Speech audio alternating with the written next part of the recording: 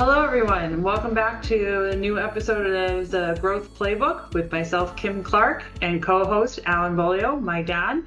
Today, we're going to be going through part 2 of our conversation with Steve Baker from The Great Game of Business. So sit back and enjoy the show.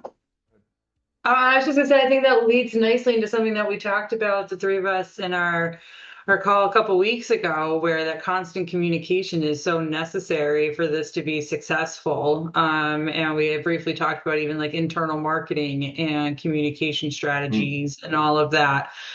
So in your coaching at Great Game, are there certain tactics or like communication strategies or teams that oversee communication that we could give advice to our listeners on?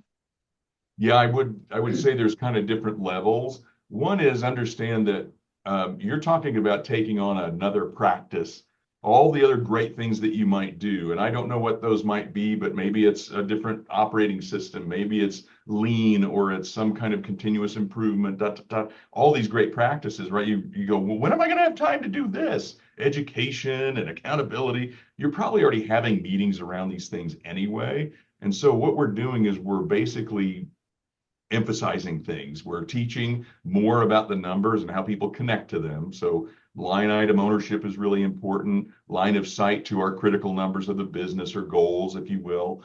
But also that weekly accountability of I've got to come in. Even to this day, I still own line items that I go to our huddle. We had ours yesterday because of the holiday.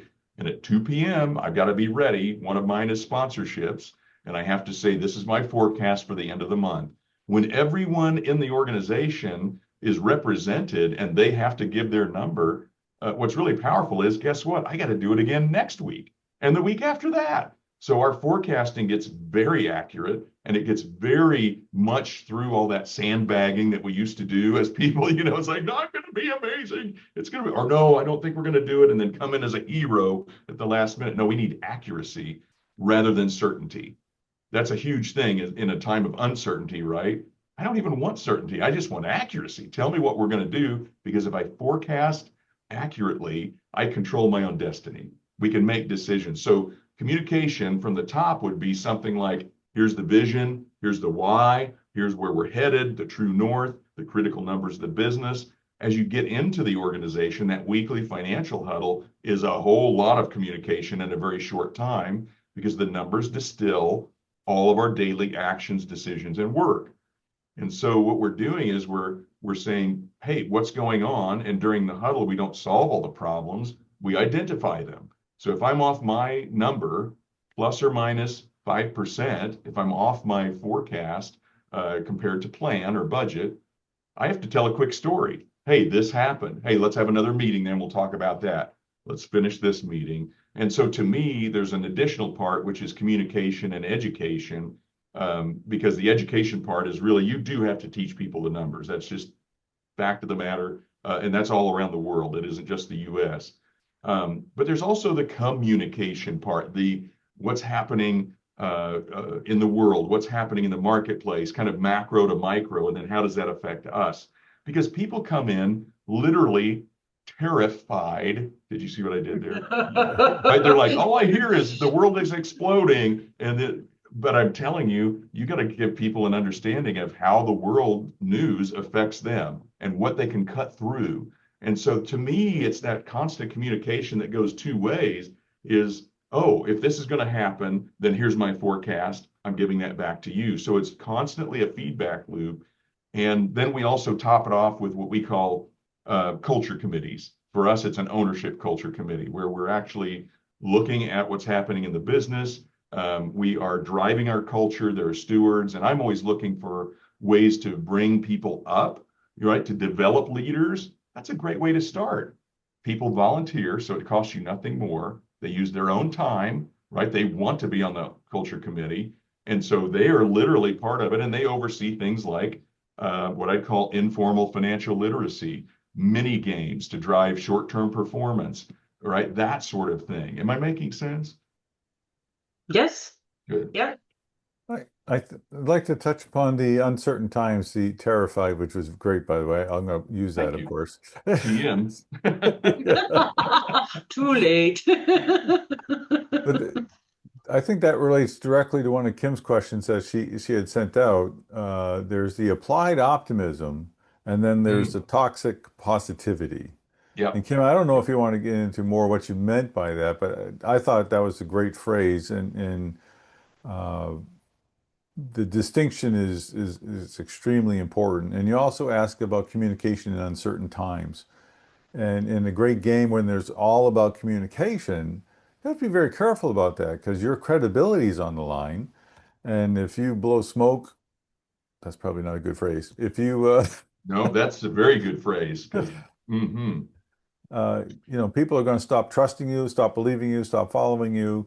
And if you appear to have all the answers, people aren't going to believe you, and I mean, it's not an easy thing. And it relates to your other question, Kim, or statement you brought up about emotional intelligence. I mean, this all comes together. Leaders, it's not accidental. It's not just, I'm just going to blather everything I know and we're going to just state all the problems. We're going to state every number. And there, I've been honest and open.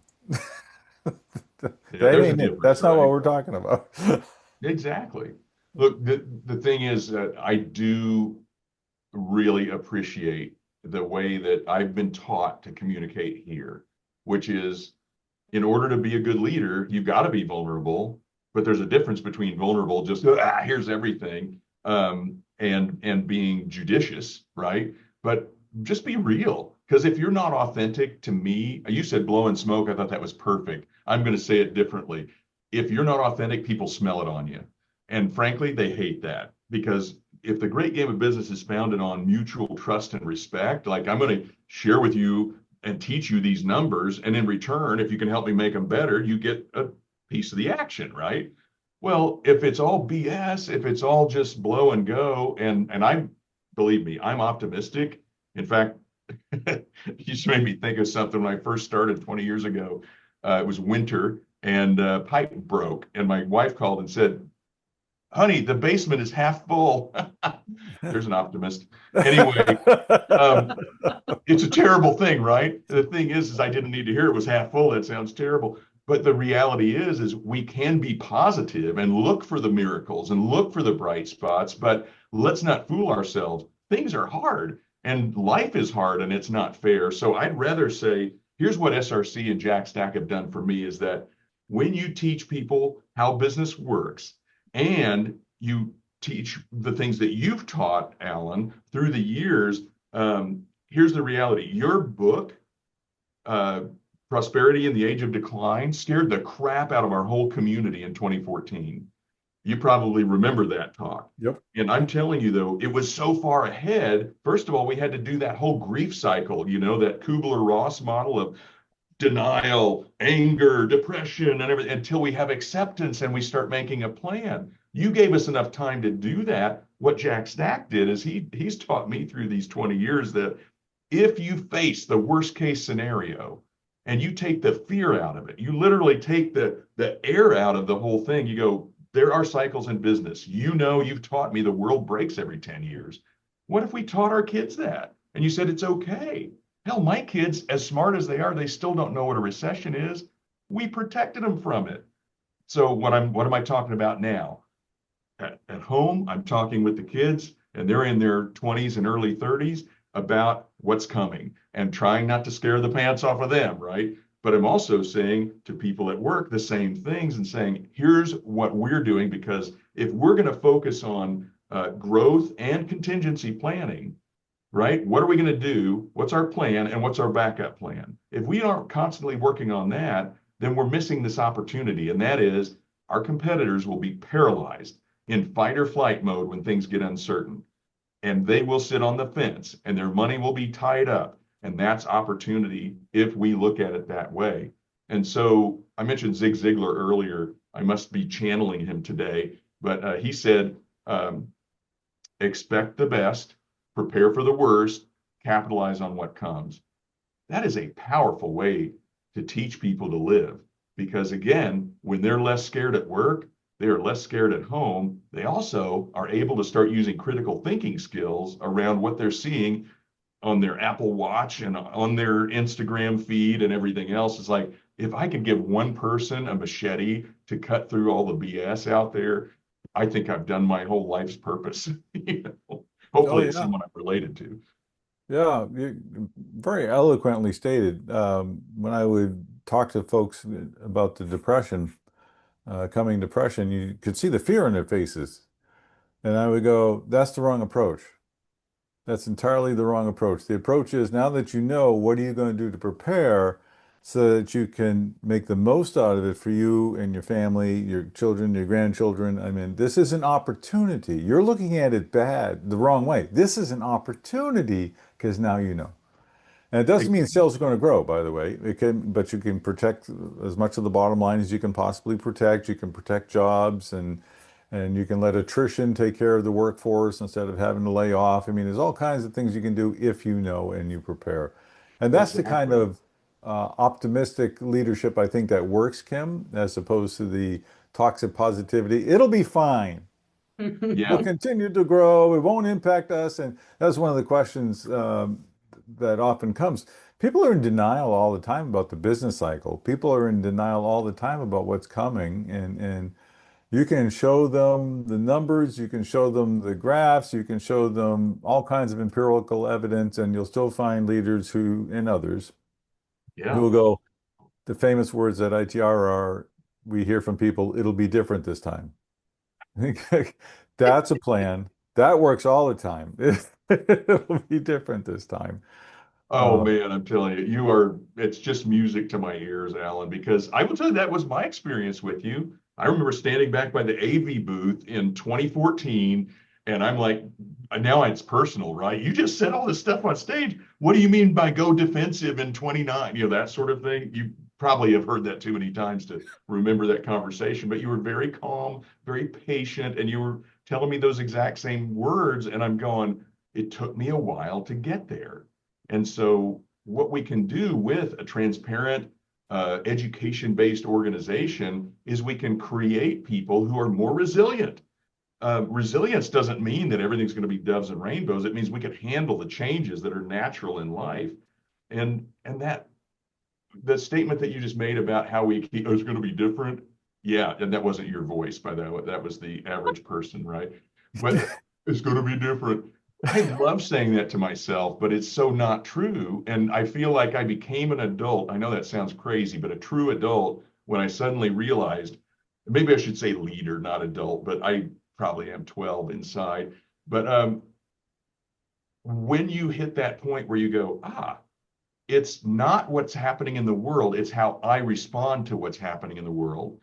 That to me is significance. It is That's change. EQ. That's That's emotional EQ. intelligence. that's right. Yeah, and Defining one thing, EQ very, very well. I mean, that's what I work every day with Chloe on. I mean, that's not just in business, that's just how you respond to events happening around you that you have no control over. I mean, that's your yes, emotional reaction or response to circumstances. and there is no artificial emotional intelligence. There is none. And I loved it when you said that. There's just Yes. not. I And I mean, think EQ needs to be focused on more and trained more in the workplace. Because they're probably not getting it at home as religiously as I am with Chloe. And they're not getting it. And I can tell you they're not getting it in public education, at least not here in New Hampshire. So I feel like that is a big part of the education process that you were talking about earlier. I think so. And I don't want to just dump it all on teachers and school districts and things like that. But I mean, things have changed over the years. You know, my parents are 90, and I got to tell you that when I talk to them, you know, Dad will get on his soapbox about how it used to be. You did this, you did, you know, basically reading, writing, arithmetic, and all that sort of thing. But I still question: have we ever taught people this?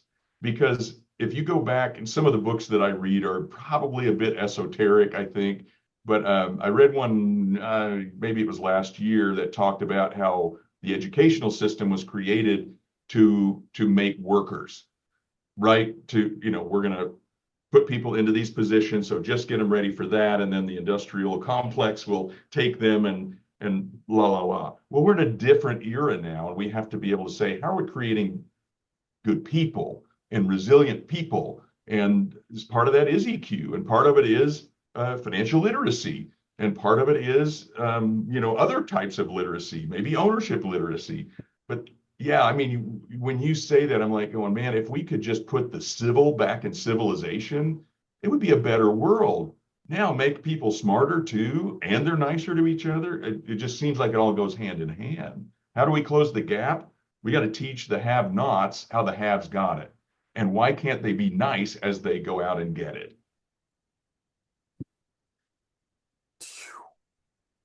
Yeah, you look like you were going to say something. Yeah, it's hard to. I should start writing things down as Steve talks, so I can go back to go back. I thought you were going to say, "What are you, a hippie?" No, No, no, not at all. And to the last point, there was years ago, there was a Federal Reserve Board study in combination with the Central Bank of Canada and a California organization. I think one of the universities in California, maybe it was University of California. To your point about success, upward mobility is what it was called. Comparing the upward mobility in this country, what are the factors of upward mobility? And are we more upwardly mobile in this country than in other countries and all that kind of stuff? The three factors of upward mobility, well, the two that they identify, I think there are three, is education and motivation. You have to have both if you're going to see upward mobility. I agree with those two, but I think there's another. You can call it whatever you want, but I'm going to use the word luck. Because I've known plenty of people who are educated and they're hardworking and they're motivated, but they just can't catch a break. And so we don't want to oversimplify it. I saw a quote from Oprah Winfrey today that I told my friend I disagree with strongly, that said, if you want it, all you have to do is work for it. And I thought that's probably one of the dumbest things I've ever heard. It's like life I doesn't work understand. that way for a lot of people. They Yeah. work hard and they just can't catch that break. I'm pontificating where I shouldn't be. The No, upward no. Actually, I'm mobility. glad you said it, Alan, because I have something I really want to share about that subject. On both sides of my family, so Joanne's side and my side, we have examples that we have never shielded the children from of how choices can change your life. And I'm just going to leave it at that. You can imagine what I'm probably saying. I think most families deal with something like that. And I think luck is a really interesting term because I was lucky enough to be born to good parents in a nice community in the United States. What if I was born in a really impoverished part of India or something? I mean, would I have turned into the person that I am? I don't know. I'd like to think I'd be okay, but yes, there is that portion of luck. But I also want to add to it, which is what about the side of luck that's created? And again, the more education people have, the smarter they are, the way they understand the world works, I think you can create some luck. And that is where you separate those examples I talked about on both sides of the family. We're seeing people who have historically made pretty ridiculous choices and gotten into situations that are just seemingly untenable, have lived long enough to start making other decisions. It's not perfect, but it almost makes me feel like they might be able to end this thing on a high note. That's all I can say. I don't know if it made sense, guys. It did. I think what we're missing these days, and this may get all edited out, is motivation, which gets us back to where I think we began. A lot of people, I think, feel no motivation because why should I bother? Why Maybe back to bother? yeah, I'm just going to make, Steve richer. So what? Have a good life, Steve. You're not helping me ill. Which I use you because you're doing the exact opposite, but you know what I mean? It's Well, but yeah, I same. mean that's very true. So how do you say instead change the conversation to, well, let me invite you in here because we're going to make the pie bigger. So your piece of the pie also gets bigger. And the more people understand about business, I will be honest with you, the more they can say, okay, well, they deserve it because they started it. They put their house on, on a second mortgage so they could start this thing or whatever, right? But the average person doesn't see it that way. They look at what you drive, where you live, and they make judgments, and then they're like, why bother? I'll never have that. And they believe in zero-sum gain, which, as long as you have a growing population and a decent set of laws, is not true. Um, so it's I like the optimism. I like the upward mobility potential. I like the fact that everything we've discussed provides that to people so that they can have a life that they would never otherwise know. That they would be able to have a retirement that they're not going to live on Social Security. That's going to be just a part of what they have for their future. By doing this, anybody that's listening to us wants to do this, they can know that they can make a, this is what has driven Kim and I for the last, decades as we've worked together. We can make a difference in the lives of people by doing things differently. And that's where it comes down to. And we have to strive to do that. If you have a selfish leader who only wants to do things for him or herself, then it's a flat. And it is not a growing pie. It's just flat. And it will always be that way. Yeah.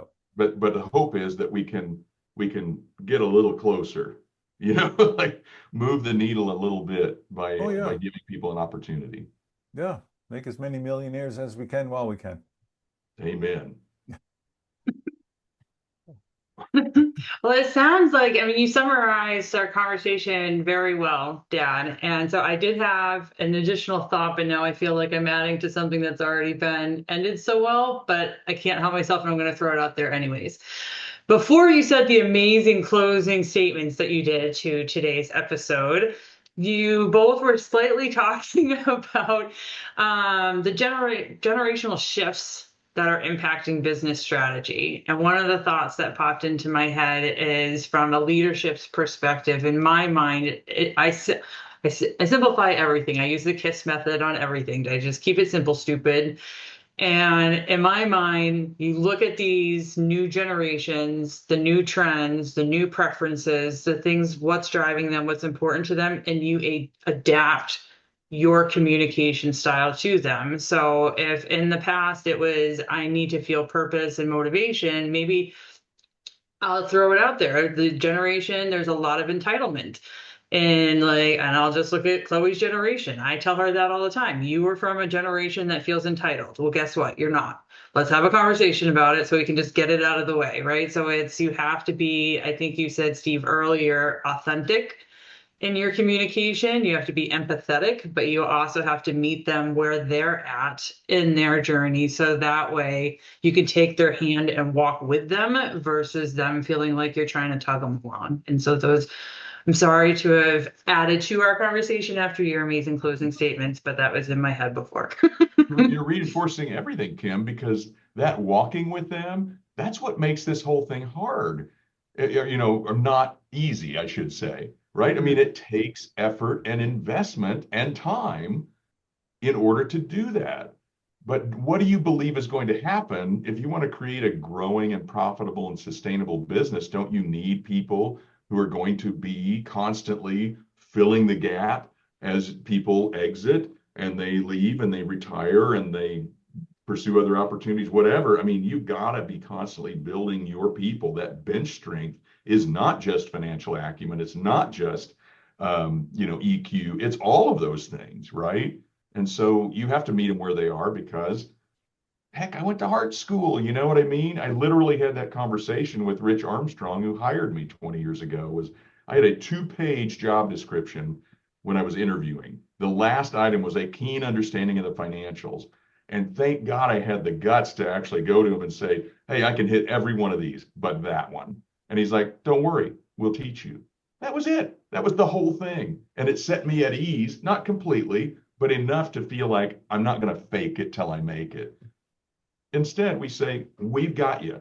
We got your back. Let's go. Let's make this thing happen. We're hiring you because you're different and you seem to fit in. It seems like you want to go somewhere, and it's not just a paycheck. I didn't know they retired you. That's pretty cool. Yeah. I didn't know that either. Yeah.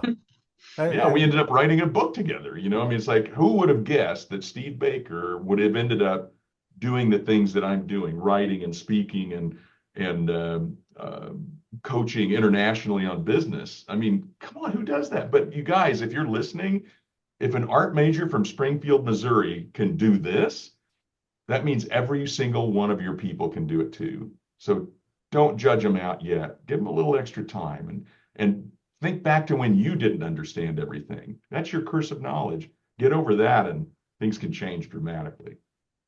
Now you make me want to add, but if they refuse to come along and keep pulling their hand back as you try to walk hand in hand, edge them to the door. Competitors. Walk them across the street. That's right. There you go. I got a deal for you. That's right. You're going to love it here. Bye. And you know what? They might just love it there, right? Yep. Some people sure. just want to punch the clock, and Well, that's okay. Collins is transferred to a different bus. You don't really care where the bus is going. You're just telling yourself they're on a bus that's better. Exactly. Everybody wants to live in Siberia. It's fine. Just go have a good time. Kim, I am glad you brought that up. It's a slow process. It involves recognizing who you're talking to, the generation you're talking to, and how that generation is not ours. And we have met, you and I, and I'm sure Steve has too, met leaders who think we should transform people who work for us into our generation instead of understanding that's not going to happen. That's not a happening thing. We have to meet them where they're at and educate them and help them along. Because if we think we can make them back into a command and control society, it's not a happening thing. Yeah, I don't think that's going to work, but you don't need this, but I'm sure that you have a really good editor. So I'm going to share it anyway. My youngest is 24, decided to go finish his degree. And so it happens that we had to go to the university together to clear something up, what they called in my day an encumbrance. So he owed him some money. And just by showing up in person, they dropped the encumbrance by 30%. No questions, no nothing. They just said, hey, first thing we'll do. They were just happy to see him back. I mean, that's what the guy said.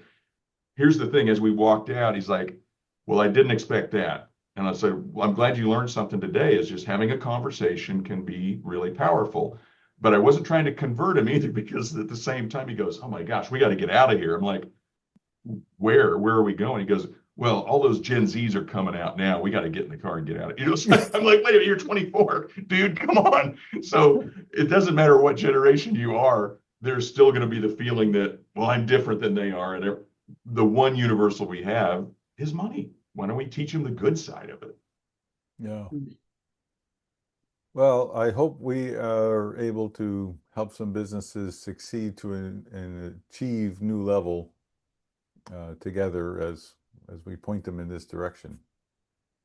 Yeah, and some thought-provoking exercises, if nothing else, for anybody listening to today's episode, being able to think through the different things that we've talked about and really just challenge your thinking, your line of thought. If this isn't the way that you typically do things, what if it was? What could the pros be? What could the cons be? And just, I always like a good challenging thought exercise to look at things from the other side of the coin and see what might be over there too. So if nothing else, I challenge the listener to take a few minutes to look at the other side and think through it. I love that. It costs you nothing to ask your people, how much do you think we make on every dollar of sales? You'd be surprised at what people believe you're taking home. So what if you showed them the real story? I think just that little exercise can be huge, but it takes guts. Yeah, we found that it was good to start slow too. You don't, dump it all out there. You work towards that. But Kim, is Steve's contact information going to be on the bottom of the screen somewhere along here? So it will not be on the bottom of the screen, but I will be putting the website in the description of the video on YouTube. Okay. And on Spotify. Great. Well, thank you for that. Well, I'm sure there'll be follow-up questions, Steve, and want to make sure that people have a way to get their questions, to you, so that we can help this process along for those that are ready for the next step. Perfect. Well, we look forward to that. Is there any company too small to do this? Believe it or not, I've seen people do it in, just a 2 or 3 person company. I'll be honest with you, it's a lot more fun when you have more people because it's vibrant. It comes to life. But the small companies, what I see there is it's just simply kind of what you might expect in a solopreneurship or something is I know the numbers because I'm working the numbers and that sort of thing. I don't think there's anyone too big or too small to play. But it's a great question. The thing is that it's more fun to play with more people sometimes. And that's my observation of the game is that when you start to get, 5, 10, 20, 50 people, all of a sudden it's like, ooh, we got something going on here. And you start to think growth. Yeah. But if you start with a culture of 2 or 3, then it's already the culture of the company. So as you grow and add more people, you're not creating a culture, changing the culture. It is the culture. Yes, this is how we do things here. Right. Awesome. Ending thoughts that either of you would like to share before we head out and master the remainder of our day? I would probably share one thing, and that is I mentioned Southwest. Herb Kelleher, who started Southwest, used to say that culture is what happens when nobody's looking. And I would say I totally agree. And that keep this mantra in mind. At Great Game of Business, we say people support what they help create, whether that is a financial number, a metric, a quota, a goal, a reward, all those things. Why don't we change the way we lead and realize that as a leader, your job is not to have the answer. Your job is to have the right questions. So if you ask, how could we make it better? People support what they help create. They're much more likely to execute on something they're a part of. Why don't we ask? I like it. Dad, any ending thoughts before we depart? I think I've shared 3 or 4 already, so I'm going to just Done for the day. You're semi-retired. You don't go past 4 a day. That's right. 4 juicy take homes. Otherwise, I'm back to working again, and that's not good. It doesn't stay as fun. That's right. Well, it was a lot of fun chatting with you both today. Steve, thank you again for your time and joining us on our podcast. And I'll be sure to send you some links once it's live and up on the different websites. Well, thanks. It's an absolute pleasure. I really appreciate it. Good talking to you both. Good seeing you again, too, and we'll talk again. All right. Sure. Sounds good. Don't Have work. a good day. That's right. Bye. Bye. Thank you, everyone, for joining our podcast with Steve. We look forward to hearing all of your thoughts and comments. And please don't forget to like and subscribe so you can be notified when the newest episodes come out. I hope you have a great day.